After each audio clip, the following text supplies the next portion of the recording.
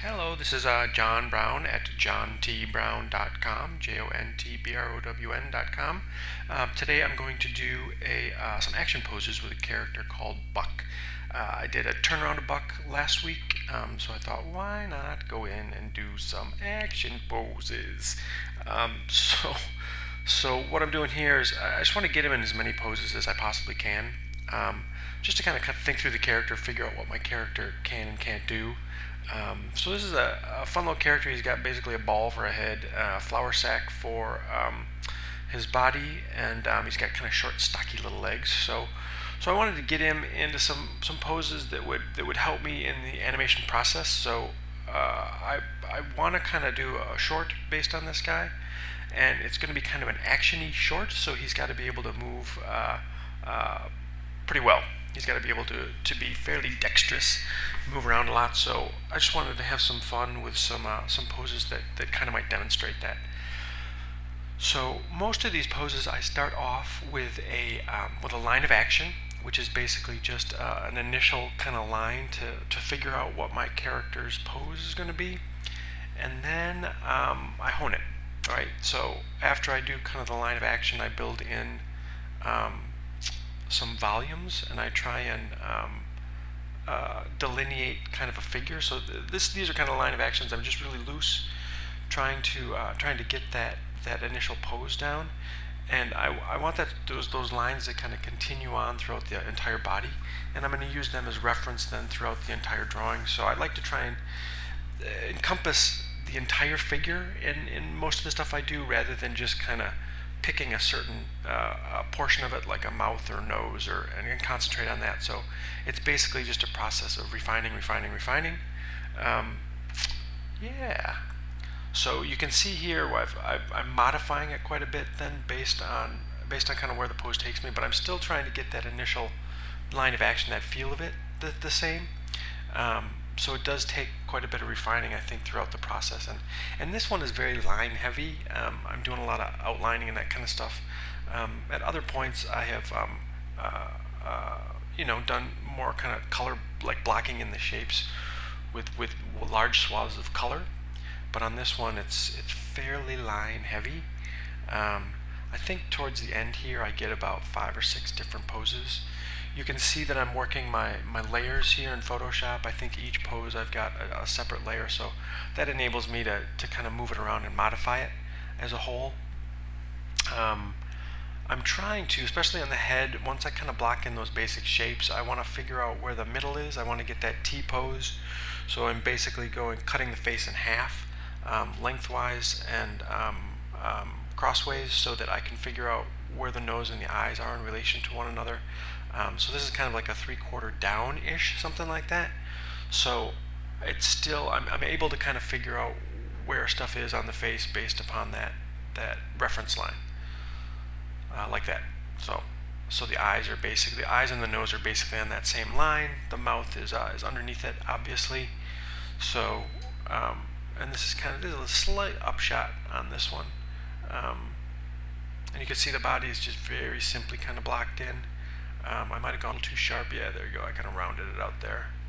I think he's supposed to have a little jacket on of some sort. So you can see it's basically just a process of discovery. I think this whole video took me about an hour, I would say, and I've condensed it down into about 8 minutes. So this is really quick, obviously, you know. So yeah, there you have it. And I chose the red because, in animation, we use kind of a red Prisma pencil a lot of times, at least in traditional. I started out traditionally working on paper, and then I transitioned into kind of digital. This is all in Photoshop. I work in Toon Boom and Adobe Animate. I'm trying to get a little bit of Illustrator and After Effects in there as well. This a lot of times this is the fun part about animation for me, is kind of the designy part, is to kind of figure out all of his expressions and that sort of stuff. He's got a fairly simple face. He's basically just got little pointy eyes and eyebrows, but I'm using those eyebrows to kind of really sell that emotion, I guess, right? I would like to be able to do the short hopefully this year. I'm going to start, obviously I'm kind of in the character design phase of the whole operation, and then I've got a loose kind of treatment slash script worked out for it. So I'm going to hopefully start on that, like kind of refining that in the next couple of months, and then also kind of refining my character designs, and then hopefully I can start animation at some point this summer, so that I can have some tutorials about that process coming up hopefully soon. This character was a lot of fun. I actually did this character a little bit ago. It's just taking me a little time to kind of get this up and going online. I like doing hands. Hands are fun. Basically, the trick with hands is to kind of block in the basic shape first. I like to kind of start with the palm, and I did a thing on hands a little bit ago, but it's nice to be able to have the palm of the hand and then the fingers as extension of the palms. Here's a nice kind of line of action here. I got him kind of coming up like that. He's kind of doing a little jump. Yeah,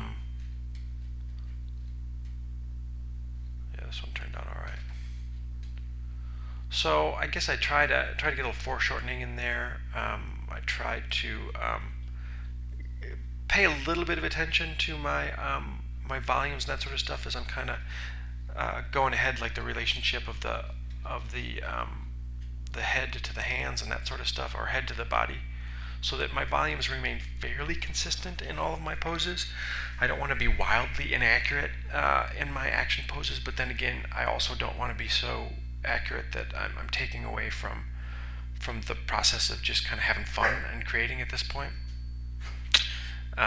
Because animation can get a little bit tedious, and so it's nice to be able to take some breaks from the animation and do stuff like this, where it's a little bit more creative and a little bit more fun. So I think I got a couple more poses here. Here's a little angry dude.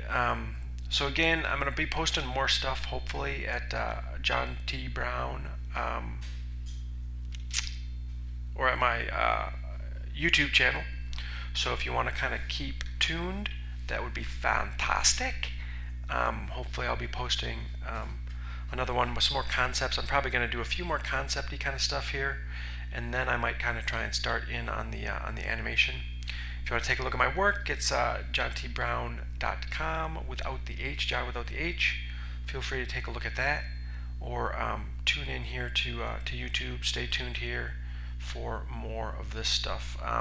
This is the first of about 3 or 4 characters I'm thinking for this short. So Buck is kind of the big kind of he's the primary character, but then I've got a couple others too. So and hopefully I'll be posting those soon. So this is Buck. Here's roughs of action poses of Buck, and thanks for listening, and keep tuned. Thank you.